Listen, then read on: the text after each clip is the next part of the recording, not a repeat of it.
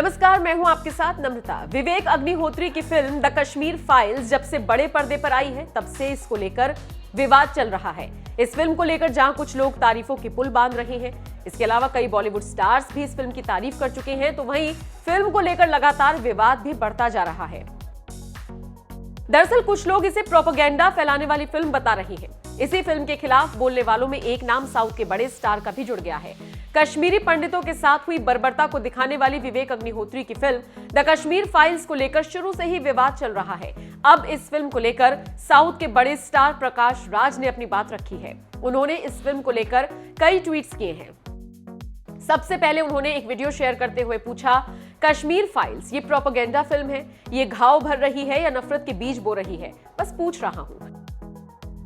इसके बाद उन्होंने एक और ट्वीट किया जिसमें उन्होंने लिखा, पाइल्स इन फाइल्स, वैधानिक चेतावनी, अगर ये कट्टरपंथी हमारे देश के हिंदुओं और मुसलमानों को बांटना जारी रखते हैं तो हम भारतीय जल्द ही अल्पसंख्यक हो जाएंगे। प्रकाश राज ने ट्वीट करते हुए इसी कड़ी में बिना नाम लिए विवेक अग्निहोत्री से सवाल पूछा कि क्या वो दिल्ली दंगे, गोधरा केस और नोटबंदी जैसी फाइलों के बारे में भी फिल्म बनाएंगे। बता दें, प्रकाश राज पहले भी कई मुद्दों को लेकर अपने विचार रखते रहे हैं, जिसकी वजह से वो कई बार ट्रोल होते रहते हैं। लेकिन अब कश्मीर फाइल्स को लेकर इस तरह की बातें करने की वजह से भी वो लोगों की निशाने पर है। एक यूजर ने उन्हें ट्रोल करते हुए लिखा, this is no propaganda but then we know where you come from. एक और यूजर ने लिख दिया, dear sir, every Indian must know the truth and understands the sufferings of Hindus and learn from history and be careful for future. Nowadays, your type of persons are questioning people who highlight injustice done to Hindus and don't question those who done injustice to Hindus. एक और user ने लिखा, अब भूलने नहीं देंगे जो हुआ, सब दिखाया जाना चाहिए, सबके नकाब उतरने चाहिए। एक और यूजर ने लिखा, इतनी नफरत लेके कहां जाओगे। एक और यूजर ने लिखा, hate always was there, now you are concerned about hate coming from other side too, accept the truth and say sorry and also promise won't repeat, that may heal. एक और यूजर ने लिख दिया, he is right, they do the same with Hindu girls, their only motive is kill Hindu or convert them and make India Islamic country, but now it won't happen, they are exposed, Hindus are united now, either live like us or go Pakistan, Hindustan is Hindu राष्ट्र। एक और user ने लिखा, सच का सामना नहीं कर पा रही हैं आप।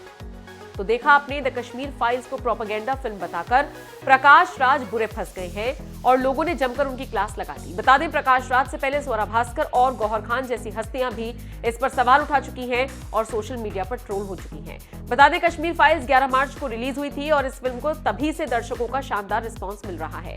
भारतीय बॉक्स ऑफिस पर इस फिल्म ने अब तक 207 करोड़ का कारोबार कर लिया है। वैसे आपका इस खबर पर क्या कहना है, कमेंट करके हमें जरूर बताएं।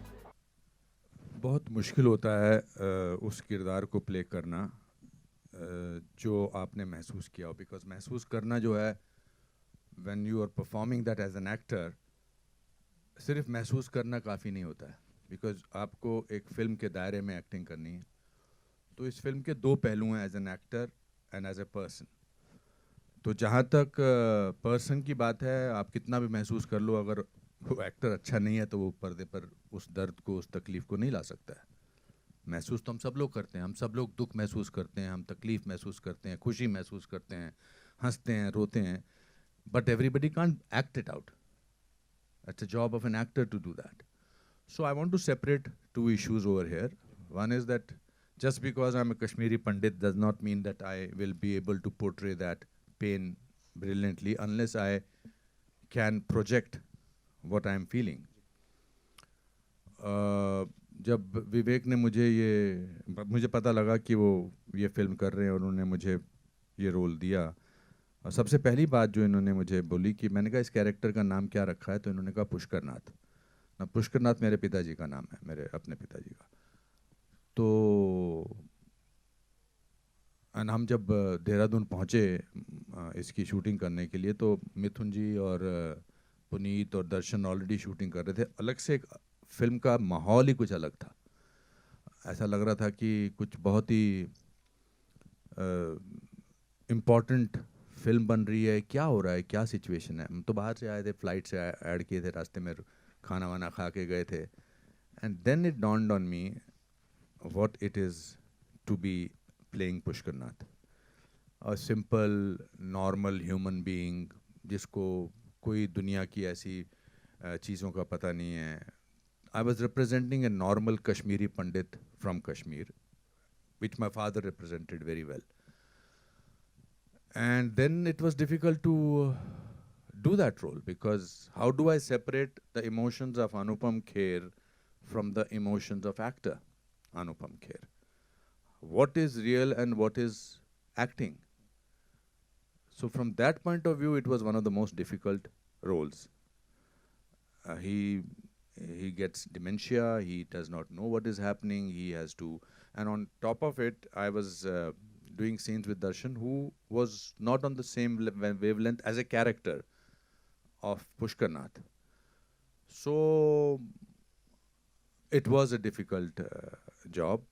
Plus कहानी वो थी जो मैं सुन चुका था अपने रिश्तेदारों से, करीबी रिश्तेदारों से, मेरे मामा से, मेरी माँ से, और हम सब वो अंडर द रग उसको जब छुपाते हैं ना, जब तकलीफ बहुत ज़्यादा होती है तो उसको दबा के रखते हैं. That's why it turns into depression.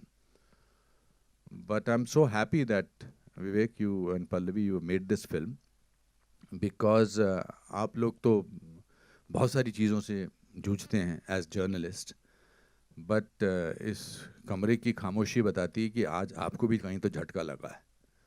And that is the biggest achievement, I will say, of the film, because when pain reaches other people, then half the job is done. So I think this is what this film has done. Thank you so much, sir. Thank you so much. Vivek sir, this one's for you. मैं आपसे जानना चाहूँगा, generally क्या होता है, film आने वाली होती है, बहुत हल्ला गुल्ला मचाया जाता है, मार्केटिंग होती है, प्रमोशंस होते हैं. ये यदाकदाई देखने को मिलता है कि जब फिल्म का ट्रेलर आ चुका है, लोग खुद से उसको रिव्यू कर रहे हैं, लोग उसके बारे में बात कर रहे हैं, ऑर्गेनिक रीच जो कहा जाता है. प्लीज़ मेरे को उसके ऊपर थोड़ा बताइए, because I know you would not want to talk about that कि ठीक है यार सही जगह जा रही है चीज़, बट नहीं, ऑर्गेनिक रीच और जिस तरह से इसको लोगों ने एक्सेप्ट किया है उसके ऊपर प्लीज़ बोलिए कुछ. सच बोलूं? बिल्कुल सच बोलना है सर. डिप्लोमेटिकली बोलूं. देखिए, ऑर्गेनिक रीच, ऑफ कोर्स मैं मीडिया का स्टूडेंट हूं, मैंने कम्युनिकेशन में ही पढ़ा है, one of the best institutes in the world. तो आप बिल्कुल सही कह रहे हैं. एक होता है ऑर्गेनिक रीच जो लोग खुद एक दूसरे तक पहुंचाते हैं मैसेजिंग, और दूसरा होता है एक hyped up reach, you know, जहां आप इतनी ज़्यादा हाइप क्रिएट कर दें, इतनी हाइप क्रिएट कर दें कि लोग एक इवेंट बन जाए और मजबूरी में लोग कहें भाई हमें तो इस इवेंट का पार्ट होना, चाहे वो अच्छा हो चाहे बुरा हो. तो साल में 5-6 फिल्में इंडिया में रिलीज़ होती हैं, 6-7-8 मैं कहूँगा, जो लोगों ने डिसाइड कर लिया कि वो चाहे 2024 में आए चाहे 2026 में आए, ये एक बहुत बड़ा इवेंट होगा, हमें इसका पार्ट बनना है. हमारे आसपास भी ऐसी फिल्में आ रही हैं. 3 साल से सारा मीडिया लिखता है कि ये फिल्म तो लोग देखेंगे, यानी मीडिया ने डिसाइड कर लिया घर घर जाके कि उस फिल्म को कौन देखेंगे. अब जब मीडिया ने डिसाइड कर लिया तो लोगों तक वो बात पहुंच ही जाती है.